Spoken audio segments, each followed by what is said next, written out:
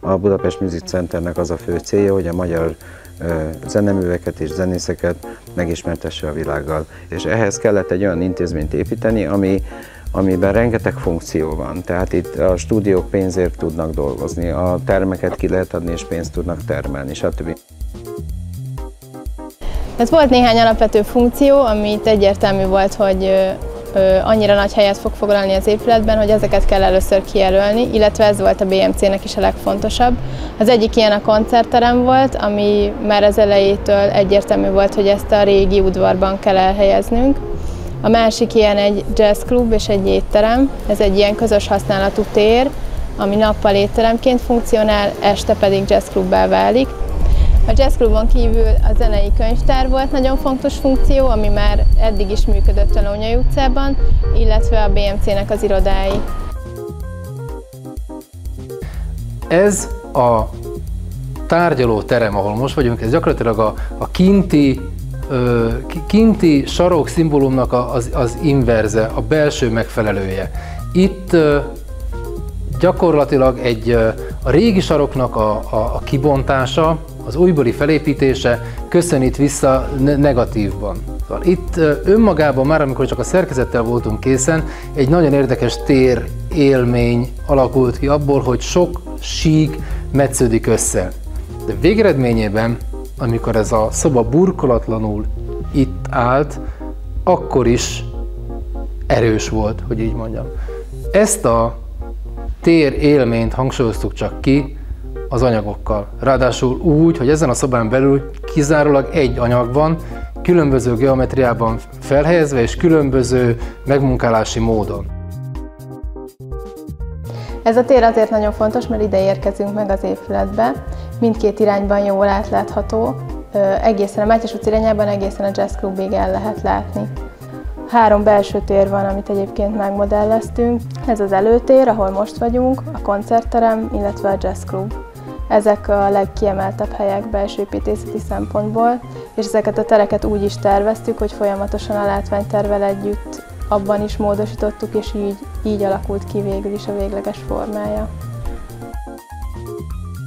Tehát ez a koncertterem ez egy tisztán akusztikus teremnek épült, ezért itt nagyon fontos volt az, hogy azzal, hogy megtartottuk az eredeti falakat, amik 60-70 cm vastagok, ezek már eleve egy olyan akusztikus tömeget képeznek, ami egy ilyen akusztikus koncertteremnél nagyon fontos.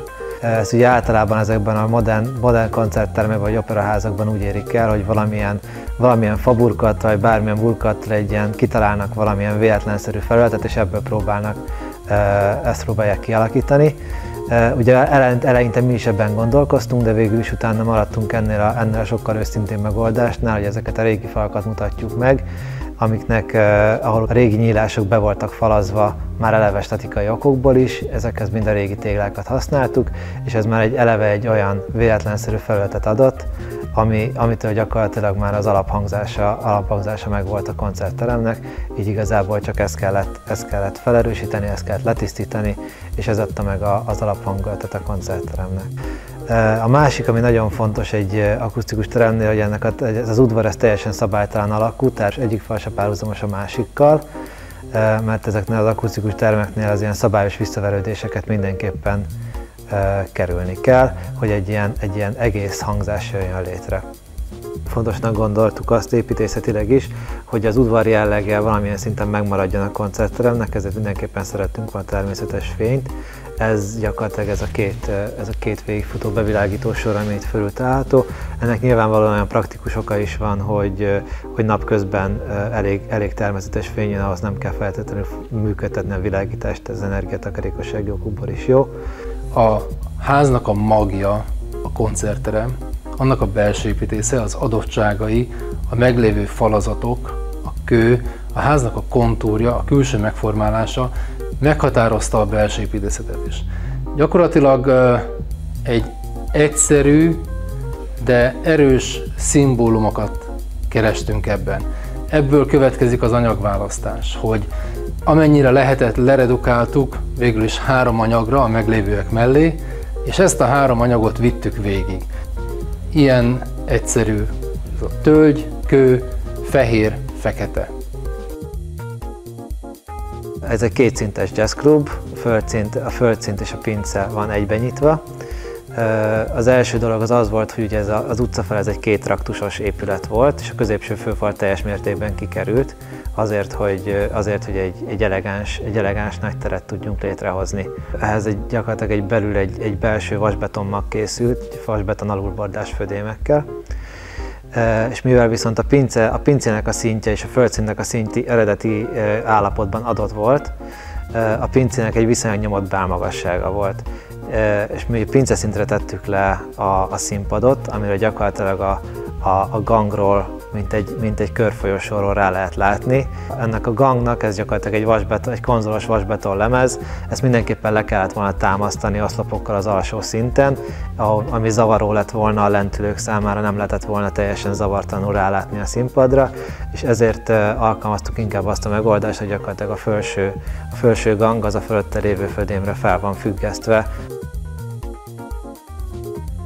Az Archikednek ez gyakorlatilag nem egy annyira fő funkciója, de egy nagyon praktikus funkciója, hogy automatikusan tudunk vele ajtó és ablak konszignációkat generálni, illetve ajtó konszignációs listákat, ahol ugye be tudjuk azt is állítani, hogy ne csak a méretet mutatja, hanem azt is, hogy milyen típusú falva van beépítve, hány darabban, merre nyílik, stb. És mivel ebben a házban, mivel egy régi ház volt, nagyon sok eltérő méretű ajtó volt, ahol illeszkedni kellett a meglévő falakhoz, és a különböző akusztikai és egyéb funkciók miatt nagyon sok különböző elvárású ajtó volt, akusztikai ajtók, tűzgátló ajtók, egy-két szennyi ajtók, amik nagyon sokszor változtak, ezért mi nagyon nagy hasznát vettük annak, hogy ezeket a különböző változásokat, amik a tervben voltak, utána mindig rögtön aktualizálni tudtuk egy ilyen listával, és mindig aktuális listát tudtunk a beszállítóknak tovább küldeni, amit nagyon gyorsan le tudtunk generálni, és nem volt benne hiba.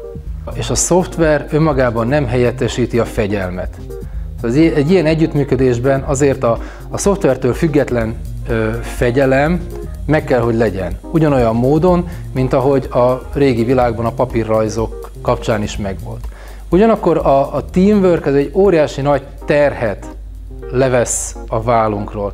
A teamwork lehetővé teszi azt, hogy gyakorlatilag egy egész csoport, beleértve az építészeket és a szakágokat is, úgy tud együttműködni, hogy minden egyes munkafázis az valós idejű. Szóval egyrészt technikai változtatások, szervezeti változtatások, pénzből adódó változtatások, szóval rengeteg folyamatos változás van, nem érhető el soha az ideális állapot, hogy valamilyen terv véglegesnek tekinthető.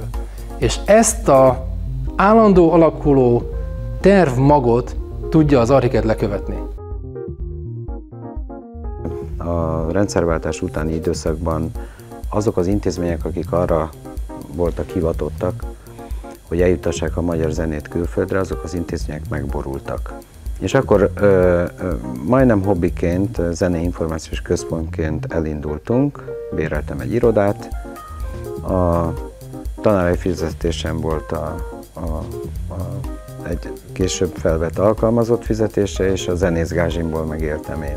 3-4-5 év alatt egy olyan intézménye fejlesztjük, amivel hát divat lesz eljönni, és olyan, mint amikor azt mondják, hogy én a Carnegie Hallban voltam, vagy én a Covent Gardenben voltam. Tehát ez az üzleti modell, ez is kikényszerítette egyrészt az, hogy a jövőben itt minden úgy maradjon, és ebből természetesen az is következik, hogy én ezt az egész intézményt a világra hagytam, ami azt jelenti, hogy ez az intézmény nem eladható, nem átépíthető, és a tartalmában semmilyen szinten nem változtatható. Ezt különben ezt nem én találtam ki, rengeteg amerikai egyetem így működik, a maga Carnegie Hall is ilyen különben, hogy nem lehet vele mit csinálni. Ott van 3 emelet a sok felhőkarcoló között, és ott gyakorlatilag ez mint egy ilyen elmozdíthatatlan szikla úgy áll az amerikai zene központjaként.